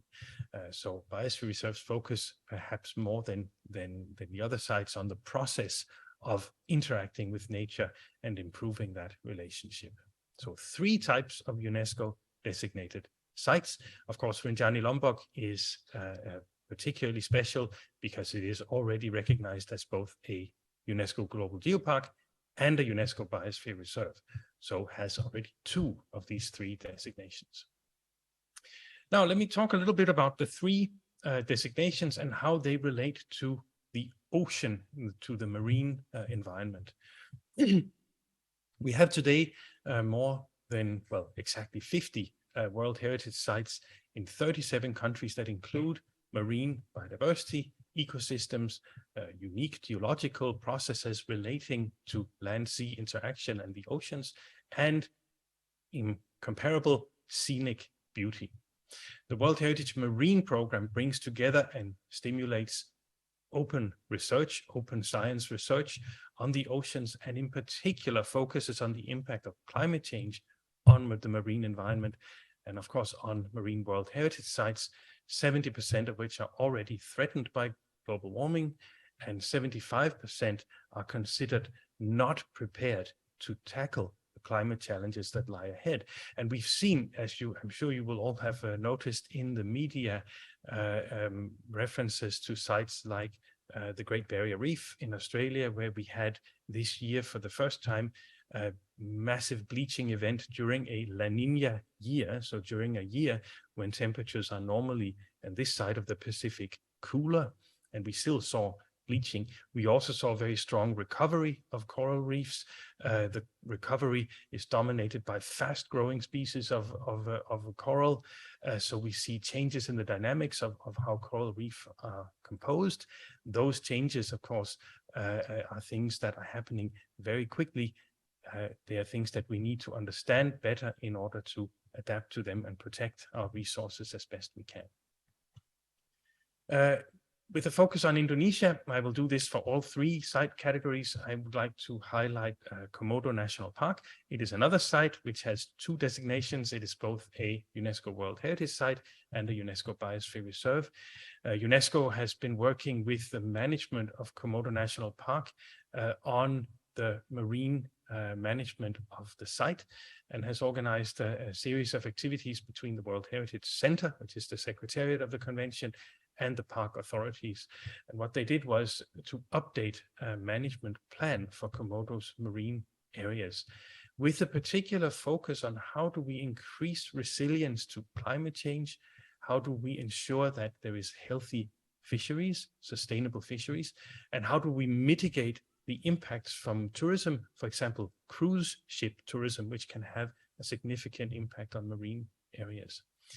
World Heritage and Marine Program worked from 2017 to 19 on this, and we now have a strong linkage to the World Heritage Marine Network, connecting Komodo with other marine sites around the world to work together to strengthen the way that they are managed. And as I'm sure, again, you all have seen in the media, Komodo is one of the areas in Indonesia where there is a lot of discussion about what does sustainable tourism mean.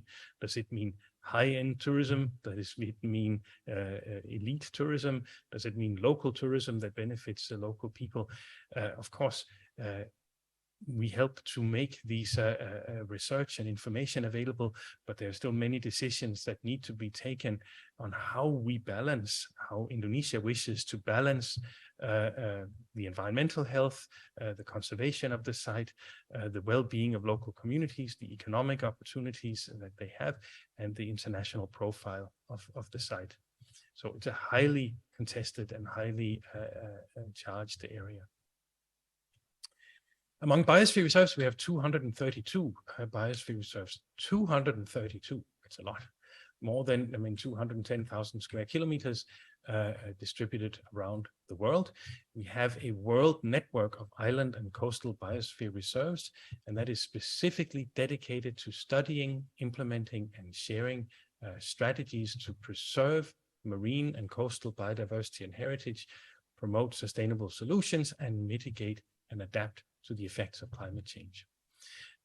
One thing that this network did very early on was to campaign for zero plastic among all coastal and marine biosphere reserves. I think since then, many places in the world have already caught up with this. Indonesia has been, I think, relatively successful in curbing the use of single-use plastics in some sectors.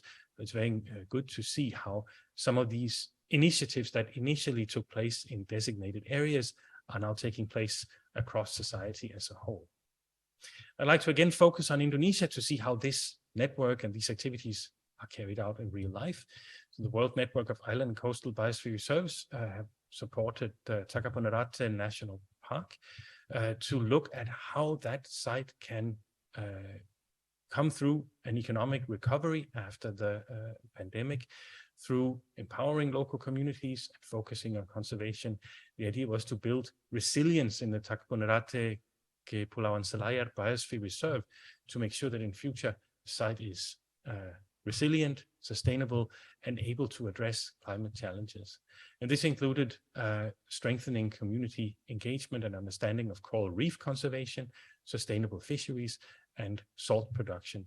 And this shows you a tangible benefit of being a UNESCO designated site and engaging in networking and seeking support from these networks and from other sites sharing similar problems and values around the world. Finally, we have 40 UNESCO Global Geoparks that include marine areas, islands, coastal environments, and the UNESCO Global Geoparks play a significant role in this aspect as well. Notable significant marine protection initiatives that are undertaken by geoparks include restoration of plant and animal diversity, also providing natural protection to coastal areas from rising sea levels, mitigating the effect of storms at sea, connecting marine geodiversity with biodiversity and sustainable management. And again, just a brief item from Indonesia, and here just highlighting the Ciletu Pelabuhan Ratu UNESCO Global Geopark, not far from here on the southern coast of Java, West Java. We have some significant turtle nesting ground, one of the largest for the green turtle in Southeast Asia. And here the geopark management authorities have worked together to protect the species and protect the nesting sites together with the Genting Turtle Conservation Center. So again, an example of how geodiversity and biodiversity are connected and linked through these UNESCO designated sites, and in this case, the geopark. We've already heard from Professor Tran in detail about tourism in UNESCO Global Geoparks. I just want to highlight this aspect once again. We talk about marine areas, life underwater, and of course, the ocean and the coastal area is one of the most sought after environments in which to conduct tourism, particularly here in Southeast Asia. It's among the largest and fastest growing economic sectors in the world. 9% of global GDP and 1 in 11 jobs, something which was of course significantly impacted by the pandemic. Tourism is, however, heavily reliant on energy-intensive modes of transports, of course, air travel, travel by road, and contributes to significant carbon emissions. That is an issue that has to be addressed if we want to talk about how we conduct sustainable tourism in the future. Sustainable tourism can support the SDGs and promote the preservation of natural and cultural heritage, but it does, of course, require an awareness of the contributions that tourism is making towards carbon emissions. We can expect, and this document that you saw on the previous slide on World Heritage and tourism makes clear, just as Professor Tran did, that we will see more extreme weather events. We will see increasing water stress. We will see loss and damage to assets in the coastal areas. That will affect the, say, attractiveness of the destination if a site loses its appeal to tourists through disasters related to climate change, for example. Of course, this requires planning and intervention. And we will see continued climate-driven degradation and disruption to both cultural and natural sites that will have a negative effect on the tourism sector. It will reduce the attractiveness of destinations, and that will have an effect on the local economy. So we have to be aware of the challenges that face tourism in the light of climate change. And of course, if not planned well, if not controlled, if not managed well, tourism may contribute to these negative consequences, both to the sites and to the local communities. So this is really a call to ensure that when we are looking at the way we manage tourism and economic activities in these special places, we do so with a very strong focus on sustainability and with the challenges relating to climate change taken well into account. We have several publications, as you've already seen on the previous slide. I wanted just to highlight this one, very nicely translated into Indonesia on World Heritage Marine Sites. It talks about how we can effectively manage marine World Heritage Sites. Of course, many of the recommendations and conclusions of this book are not relevant only to World Heritage Sites, but certainly to UNESCO Global Geoparks, Biosphere Reserves, and other sites as well. The document is available, in addition to the UN languages, is available in Indonesian as well. So for those who would like to read about managing special places with marine areas, bisa dalam bahasa Indonesia di sini ya. Situs Perayaan Warisan Dunia is available online from UNESCO. I also want to highlight the UNESCO World Heritage Sustainable Toolkit. This is a practical toolkit also available online on how to design and engage in basic sustainable tourism principles. So we're not talking specifically about marine areas or specifically about geoparks here, but we are talking about basic principles for designing and implementing tourism in a manner that is sustainable and consistent with the World Heritage Convention and its recommendations in the operational guidelines. Those are by extension relevant, I think, for the other designated sites as well. So would also be maybe of interest to all of you. And with that, I thank you very much for your attention. I hope I managed to stay within the time, and just like Professor Tran, I welcome any questions you might have after the presentation. Thank you very much. Thank you very much, Dr. Hans. We will get back to you at the Q&A sessions. And in the meantime, we will move on to the third presenter. I would like to call Dr. Hari Wijaya. and he's going to talk about halal tourism planning and development. Dr. Hari Wijaya is from Makassar, Sulawesi Selatan, and he has a bachelor degree in administration science and master degree in tourism administration, and he is doing his doctoral degree at the moment at the Universitas Negeri Makassar. And currently he is working as the director of Politeknik Pariwisata Lombok. So Bapak Dr. Hari Wijaya, the floor is yours. Terima kasih Ibu. Bahan paparannya ada di, oh siap, makasih sudah ada. Ya. Assalamualaikum warahmatullahi wabarakatuh. Selamat pagi, salam sejahtera bagi kita semua, salam sehat Bapak Ibu semuanya. The Honorable Minister of Tourism and Creative Economy, His Excellency Bapak Sandiaga Salahuddin Uno,